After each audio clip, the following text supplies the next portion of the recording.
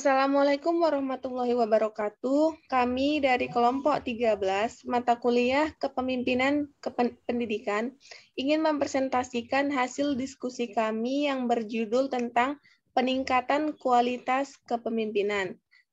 Saya Dinda Syafitri selaku moderator, dan ada ketiga teman saya yaitu Nur Halijah, Salma Khairiyah Putri, dan Rahma Khairunisa.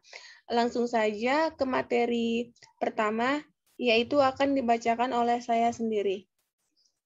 Peningkatan kualitas kepemimpinan secara umum. Hadari Nawawi mengatakan bahwa kepemimpinan adalah upaya untuk menggunakan berbagai jenis pengaruh dan bukan paksaan untuk memotivasi anggota organisasi agar mencapai tujuan tertentu. Kepemimpinan sebagai salah satu fungsi manajemen merupakan hal yang sangat penting untuk mencapai tujuan organisasi. Peningkatan kualitas kepemimpinan berarti suatu upaya untuk meningkatkan kemampuan kualitas dan kompetensi seseorang dalam memimpin suatu organisasi atau yang lainnya. Peningkatan kualitas kepemimpinan harus dilakukan sebagai usaha pengembangan kemampuan dalam memecahkan masalah melalui proses mengikutsertakan atau meningkatkan peran serta orang-orang yang dipimpin, dengan kata lain, memberdayakan anggota dalam suatu organisasi yang akan dipimpin. Demikianlah materi yang saya bacakan. Selanjutnya akan dibacakan oleh teman saya.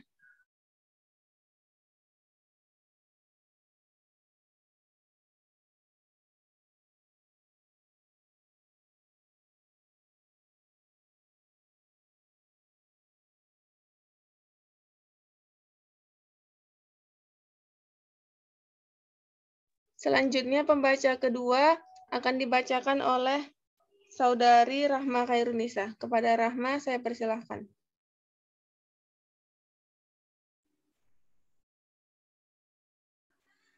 Baiklah, saya Rahma Khairunisa akan membacakan materi selanjutnya.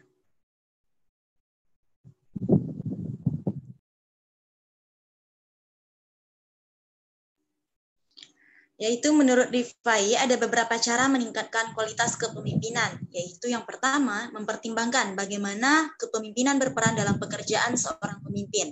Harusnya menginspirasi dan memotivasi serta memastikan timnya bekerja. Tetapi jika pemimpin tidak memiliki kekuatan untuk menyelesaikan deadline ataupun tidak mampu meneruskan serta bertindak berdasarkan masalah, maka kualitas kepemimpinan akan gagal karena ketidakmampuannya untuk bertindak dan menyelesaikan masalah, serta kehilangan rasa hormat dari anggota tim Anda. Yang kedua yaitu analisa kekuatan dan kelemahan. Untuk meningkatkan kualitas kepemimpinan dalam bisnis, hal ini dapat dilakukan dengan analisa SWOT, yaitu strength, weakness, opportunities, dan threats. Analisa ini juga bisa Anda lakukan untuk kepemimpinan pribadi. Selanjutnya yaitu upaya pemimpin dalam berusaha kreatif dalam bekerja.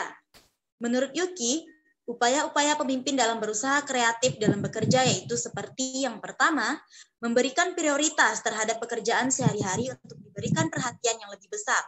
Yang kedua, dalam pengaturan waktu sisihkan secara khusus waktu untuk memikirkan pekerjaan. Yang ketiga, pikirkan juga pekerjaan yang akan dilegalisasikan. Yang keempat, berikan kesempatan dan pertimbangan saran dari anggota organisasi atau orang luar. Selanjutnya, sediakan juga waktu untuk membawa bahan-bahan yang berhubungan dengan pekerjaan dari berbagai sumber. Dan yang keenam, sediakan waktu untuk mengikuti kegiatan pelatihan dalam arti luas.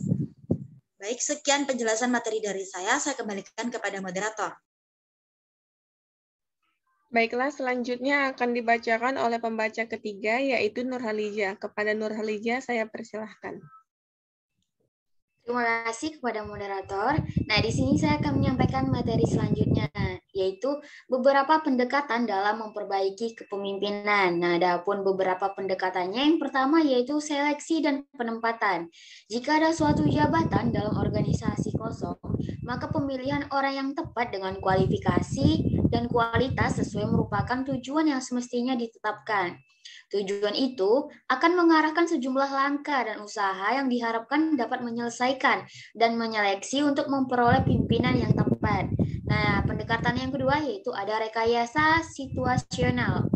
Rekayasa situasional merujuk kepada upaya organisasi untuk menyediakan lingkungan yang akan dapat mendorong dan memungkinkan pemimpin berfungsi lebih baik.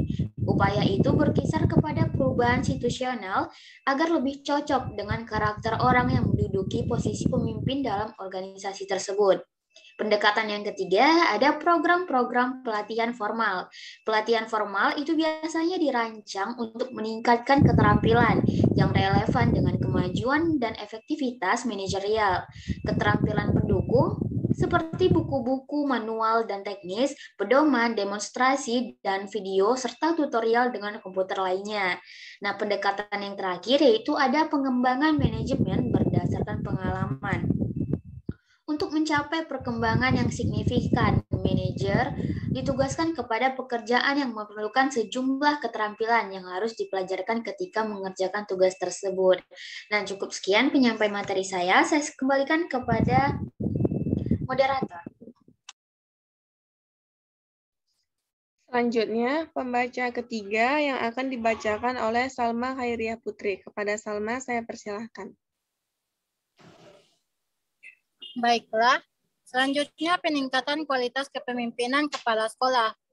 Kepala sekolah adalah pemimpin atau leader tertinggi di sekolah. Pada sekolah yang menerapkan manajemen peningkatan mutu berbasis sekolah, kepala sekolah memiliki peran yang sangat kuat dalam mengkoordinasikan, menggerakkan, dan menselaraskan semua sumber daya pendidikan yang ada di sekolah. Merupakan salah satu faktor yang dapat mendorong sekolah untuk dapat mewujudkan visi, misi, tujuan, dan sasaran sekolahnya melalui program-program yang dilaksanakan secara terencana dan bertahap. Kepemimpinan kepala sekolah yang berkualitas paling tidak harus memiliki kepribadian yang kuat, memahami tujuan dengan baik, memiliki pengetahuan yang luas, dan memiliki keterampilan profesional yang terkait dengan bidang tugasnya. Kepribadian yang kuat dapat dilihat dari sifat-sifat seperti keberanian, kejujuran, semangat, kepekaan sosial, dan sebagainya. Kepala sekolah harus memiliki pengetahuan yang luas agar persoalan-persoalan yang muncul dapat dihadapi dengan arif dan bijaksana. Kualitas kepemimpinan kepala sekolah dapat dilihat dari kecerdasan, kreativitas, serta kearifan kepala sekolah dalam menemukan solusi terhadap setiap persoalan yang dihadapinya. Kemampuan ini dapat terbangun dari pengalaman dan luasnya pengetahuan kepala sekolah.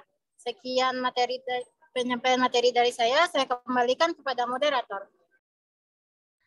Selanjutnya, materi yang terakhir yang akan dibacakan oleh Nur Halijah.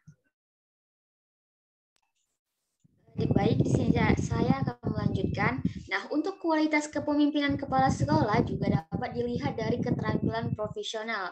Keterampilan profesional yang terkait dengan tugasnya sebagai kepala sekolah menurut Depdikbud meliputi yang pertama ada keterampilan teknis, misalnya menyusun jadwal pelajaran, mensupervisi, memimpin rapat, dan sebagainya. Yang kedua ada keterampilan hubungan kemanusiaan, misalnya bekerja sama dengan orang lain, memotivasi, mendorong guru dan staf, dan sebagainya. Nah, yang ketiga yaitu ada keterampilan konseptual, misalnya mengembangkan konsep pengembangan sekolah, memperkirakan masalah yang akan muncul, dan mencari pemecahan masalahnya. Sekian, saya kembalikan kepada moderator. Sampai di sinilah hasil presentasi dari kelompok kami. Lebih dan kurangnya kami mohon maaf. Assalamualaikum warahmatullahi wabarakatuh. Waalaikumsalam warahmatullahi wabarakatuh.